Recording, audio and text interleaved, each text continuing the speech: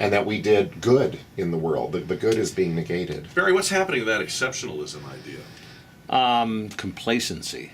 I think everybody, and actually it somewhat falls back on our generation, because with the exception of Kevin, you and I and Ken here are relatively of the same age. No, I'm as young as Kevin. And I'm ageless. You've had some fantastic plastic surgery, I guess, in a very bad way. No, seriously, our parents, our grandparents had things a little tough for our parents. Our parents eased up on us, and now we as parents, my child's 2, so I can't be blamed on me. I'm going to be tough on him.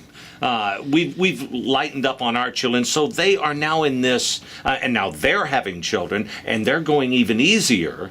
So we've kind of done this to ourselves. We just need to tighten our belts and get back to where we were 2 or 3 or 4 generations ago, and put America out there, as opposed to, just take it easy, it'll be okay.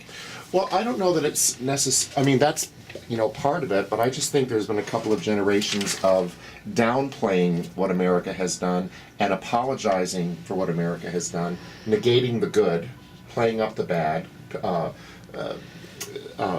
trying to portray, people in our leadership, people in our schools, portraying us as the great evil of the world, and yet it's hard. You'd be hard pressed to find a major nation in the world that hasn't benefited from the United States, either in times of war or in economy and charity or whatever. It's amazing to me. It's almost like this country has spent so much time helping everyone else that we've put ourselves on the back burner, and now we're in some sort of possible decline. And who does everybody turn to when there's a problem? Why isn't America doing something about this? Will they now turn to China? Complain when we do. Will they now turn to China? That's going to happen. It's almost the same, right? That you just said it with the parents, you just said it with the nation. It's the same thing, right? It's the same thing. Hey, we weren't tough enough, and we weren't saying, hey, look, you need to do some things on your own and grow up and mature. We need to focus more on ourselves as a nation, as opposed to China. But see, when Japan, you say that, though, people think you're being isolationist. Well, but they act like isolationism is really a horrible word, and it's not. Look at places like Switzerland that do just fine without getting involved in anything in the world. Isolation's not a bad word, not a 4-letter word for you, Barry. No, I don't have a problem with it at all. Okay. I'm not necessarily an isolationist, but we certainly need to focus more attention on ourselves as a nation than we do on anybody else. We have monstrous problems here in this country that we ignore to go help, and not saying, I'm just pointing to Japan because of the tsunami and all the horrible things that happened there. We immediately pour millions and hundreds of millions of dollars over there to help them recover, but we have some of the same problems here in this country. We see it on every time you pull up to an intersection, someone's there outside your window begging for money. And we can pour money into other countries, but we have people here, American citizens, who are suffering, and we do nothing for them. And I'm certainly not one to say, I'm certainly not a liberal to say that we should help everybody. You got to help yourself as well. But focus more on the problems we have here before we step across that ocean and help anybody else. All right, there you go. There's the Barry Davis campaign for president. I like that. Forget Trump. It's the Barry Davis doctrine. It's the Davis doctrine. Let me get in Congress first, then we're coming back with our gang. It's 10:43. Here's Karen in the newsroom. One of the tornadoes. Like a mini Ken. No, I just wear clothes that hide my fat.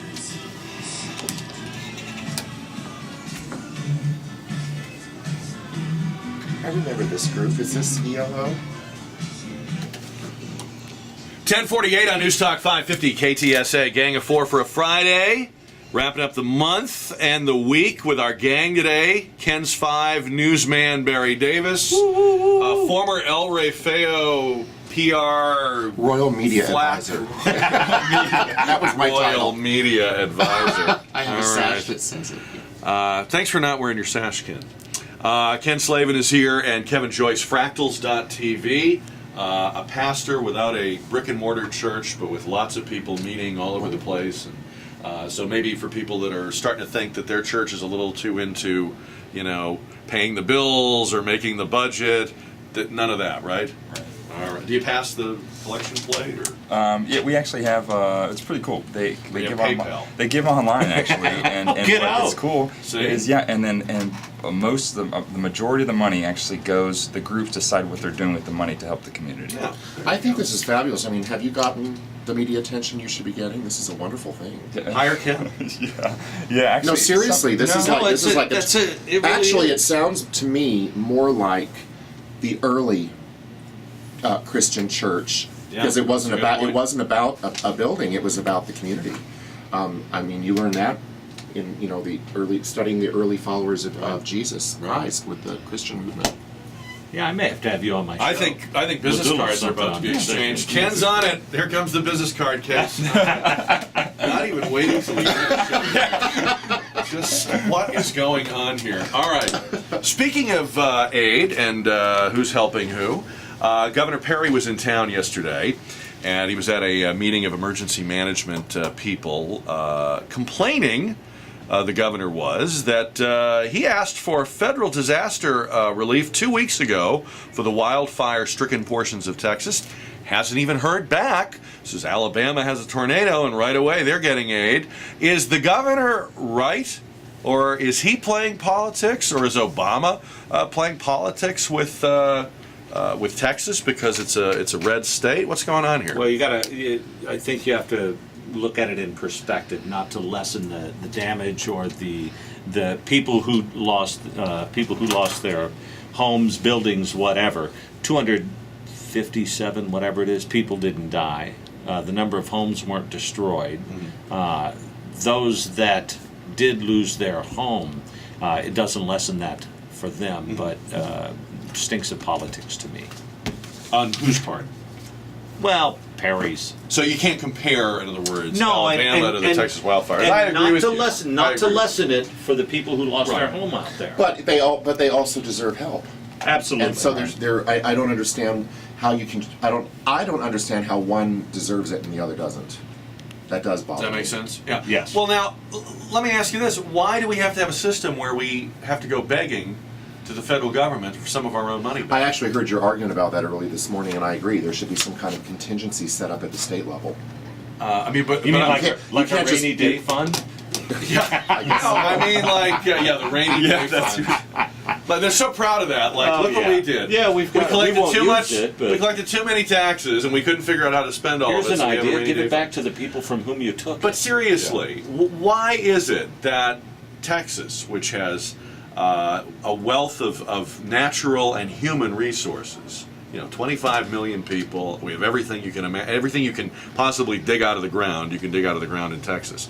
Why does a state like Texas send its fortunes to Washington, D.C., only to be told how to run our affairs, and then when we are hurt or we suffer a blow, we have to go beg for some of that money back? How did we get to this point?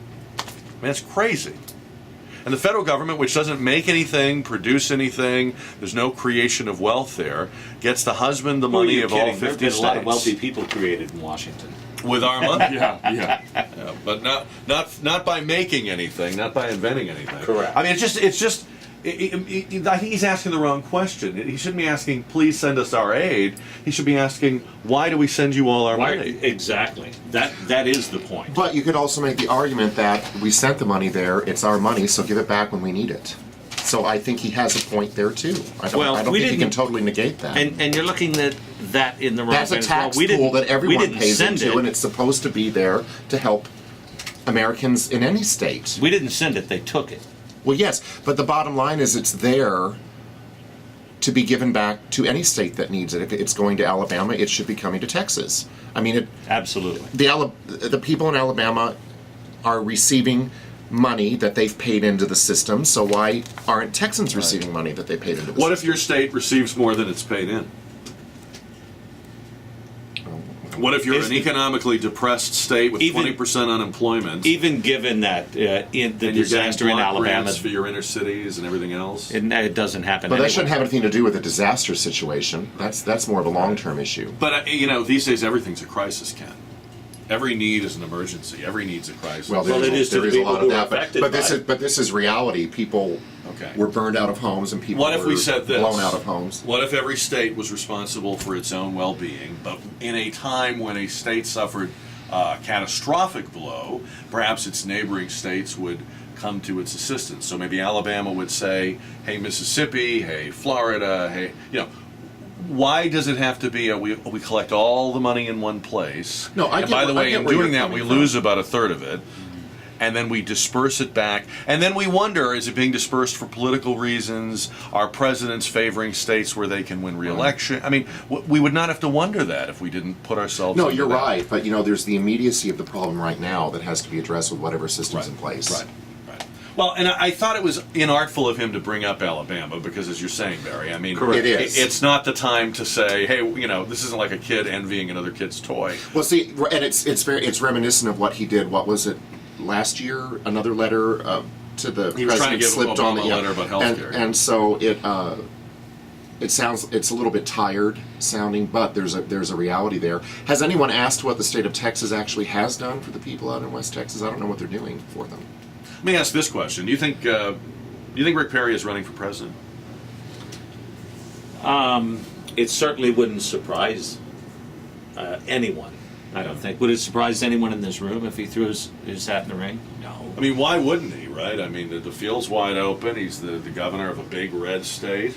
He's been elected multiple times. It's gonna- It's going to be hard for him to throw his hat out there right now, 4 years after Right. George Bush People will left. say that, You know what I'm right. saying? And with that direct connection to Bush.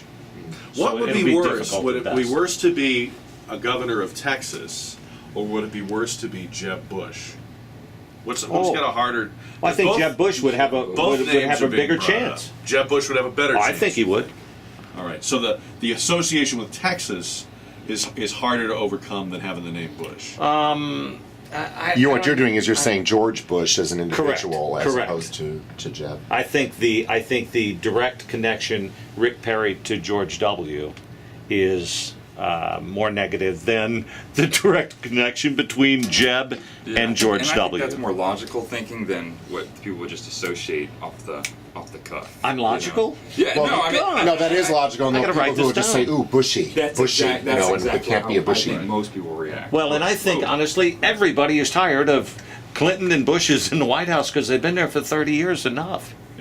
Yeah. Enough. So, do you think Rick Perry looks better to people around the country than he looks to us? I find all the time people describe him as sort of this dream candidate. I think they like that cowboy mystique Yeah. of Texas. From You know a what I mean? distance, And he the, looks and the better. image he's trying to put out. Yeah. Would his record in Texas be a big problem? I think it would be. I think people who are conservative, when they find out about Gardasil and Trans-Texas Corridor and using The $10,000 a month rent. and then denouncing the bailout, but then turning around and using the money to balance the budget. I mean, I just think it would fall apart on him quickly. But I don't know. I mean, Well, then there's the whole other side of it. He's been elected over and over again. So if everyone I talk to always says, "Oh, pretty boy Perry," and he's this, he's that, he's a Ken doll. I hear these things from people all the time, and yet he still keeps getting elected. So someone's voting for him. Right. Someone believes in him. yeah. Or it could be that Or they were they think he's the voting lesser of against the two other party? evils. There you go. But the reality is he keeps winning. So I could see where there might be people who would start a movement like that, and where he might think he's got a chance. He's all that. I think people are looking for, and this may be my conservative values coming out, the governor that's doing the cuts. Christie? Yeah. Oh, God, his name just left me. I think everybody, or a lot of people, are looking for somebody to come in and do like Christie has done and just say, look, I know it hurts, but this Tell us is the what truth. has to be done to put us back on path because we are way out of the woods. That's the painful truth I was talking about. This is the Church of the Painful Truth right here. Kevin's going to give our sermon. We're going to get to the news from ABC and our KTSA 24-hour newsroom. We're back with more Gang of Four.